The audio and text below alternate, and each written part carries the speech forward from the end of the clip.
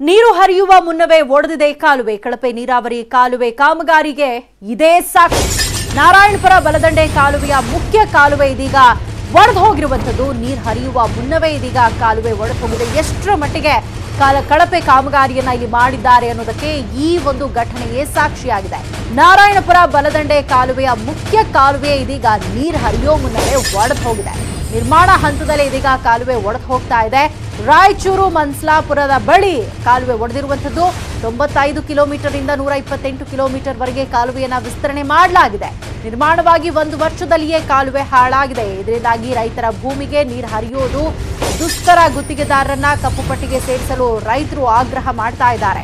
ಅಧಿಕಾರಿಗಳ ನಿರ್ಲಕ್ಷ್ಯ, ಗುತ್ತಿಗೆದಾರನ ಹಣದಾಹಕ್ಕೆ ಇದೇ ಒಂದು ಘಟನೆ ಸಾಕ್ಷಿಯಾಗಿದೆ. ಕಾಲುವೆ ಹಾಳಾಗಿದ್ರೆ ಗುತ್ತಿಗೆದಾರರಿಂದಲೇ ಮರು ಕಾಮಗಾರಿ ಮಾಡಿಸಬೇಕು.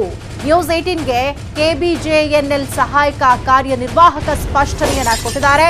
ಕಾಲುವೆಗೆ ನೀರು ಹರಿಸೋ ಮುನ್ನವೇ ಮುಖ್ಯ ಕಾಲುವೆ ಇದೀಗ ಒಡೆದು ಹೋಗಿರುವಂತದ್ದು. 106 ಕಿಲೋಮೀಟರ್ ವರೆಗೆ ಒಂದು ಕಾಲುವೆ ನಿರ್ಮಾಣ ಮಾಡಲಾಗಿದೆ. ಕಳಪೆ ಕಾಮಗಾರಿಯಿಂದ ಆಲ್ರೆಡಿ ಕಾಲುವೆ ಒಡೆದು ಹೋಗ್ತಾ ಇದೆ. ದೃಶ್ಯಗಳಲ್ಲಿ ಕೂಡ ನಾವು ನೋಡ್ತಾ ಇದ್ದೀವಿ. ಇನ್ನು ನೀರೇ ಹರಿಸಿಲ್ಲ, ಆಲ್ರೆಡಿ ಕಾಲುವೆಯ ಕಳಪೆ ಕಾಮಗಾರಿ ಯಾವ ರೀತಿಯಾಗಿದೆ ಅನ್ನೋದು ಈ ಒಂದು ಘಟನೆಯಿಂದ ಗೊತ್ತಾಗ್ತಾ ಇದೆ. ಹಾಗಾಗಿ ರೈತರು ಕೂಡ ಇದೀಗ ಆಕ್ರೋಶವನ್ನ ವ್ಯಕ್ತಪಡಿಸಿದ್ದಾರೆ.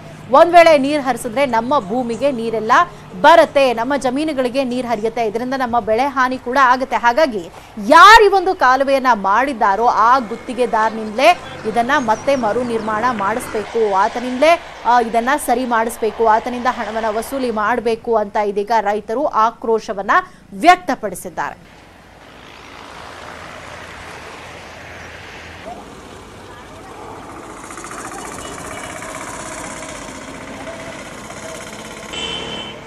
ಮನ್ಸಲಾಪುರದ ಕಾಲುವೆಯನ್ನ ನಾವಿದೀಗ ನೋಡ್ತಾ ಇದ್ದೀವಿ.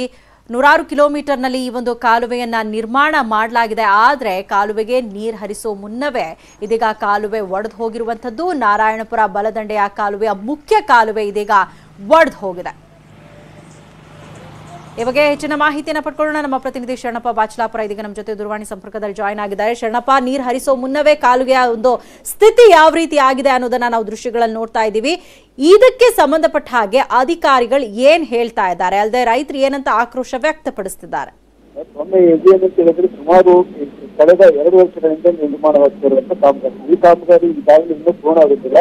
ಇನ್ನೂ ಕೇವಲ 10% ಇನ್ನೂ ಕಾಮಗಾರಿ ಇದೆ. ಏಕೆ ಅನ್ನೊಂದಿಷ್ಟು ರೈತರಿಗೆ ಪರಿಹಾರ ಕೊಡಬೇಕು ಮತ್ತು ಒಂದಿಷ್ಟು ಅಪಘಾತಗಳಾಗಲು ಇದೇ ರೀತಿ ಪರಿಹಾರ ಆಮದಾನಿ ಮಾಡ್ತಾರೆ. ಆದ್ರೆ ಕಾಮಗಾರಿ ಮಾಡಿರುವಂತಹ ಗುತ್ತಿಗೆದಾರರು ಅಷ್ಟು ಕಡಿಮೆ ಮಾಡ್ತಾರೆ ಸಾಕ್ಷಿಯಾಗಿದೆ. ಹೀಗಾಗಿ ಇಲ್ಲಿ ಏನು ಮಳೆಗಾಗಿ ಇತ್ತೀಚಿನ ಮಳೆಗೆ ಕೊಚ್ಚಿ ಹೋಗಿದೆ. ನಿಮ್ಮ ಧ್ವನಿ ಸರಿಯಾಗಿ ಕೇಳಿಸ್ತಾ ಇಲ್ಲ ಶರಣಪ್ಪ, ಮತ್ತೆ ಸಂಪರ್ಕ ಮಾಡ್ತೀನಿ. ಒಟ್ಟಾರೆ ಕಾಲುವೆಗೆ ನೀರು ಹರಿಸೋ ಮುನ್ನವೇ ಅಂದ್ರೆ ಅಲ್ಲಿ ಆ ದೃಶ್ಯಗಳನ್ನ ನೋಡ್ತಾ ಇದ್ರೆ ಮಣ್ಣಿನ ಗುಂಡಿಯನ್ನ ತೋಡಿ ಬರೀ ಸಿಮೆಂಟ್ ಇಂದ ಅದನ್ನ ಮುಚ್ಚಲಾಗಿದೆ ಅನ್ನುವ ರೀತಿಯಲ್ಲಿ ಆ ಒಂದು ಕಾಲುವೆಯನ್ನ ನಿರ್ಮಾಣ ಮಾಡದಂತೆ ಕಾಣ್ತಾ ಇದೆ. 106 ಕಿಲೋಮೀಟರ್, ಸಾವಿರಾರು ಕೋಟಿ ರೂಪಾಯಿಯ ಪ್ರಾಜೆಕ್ಟ್ ಇದು.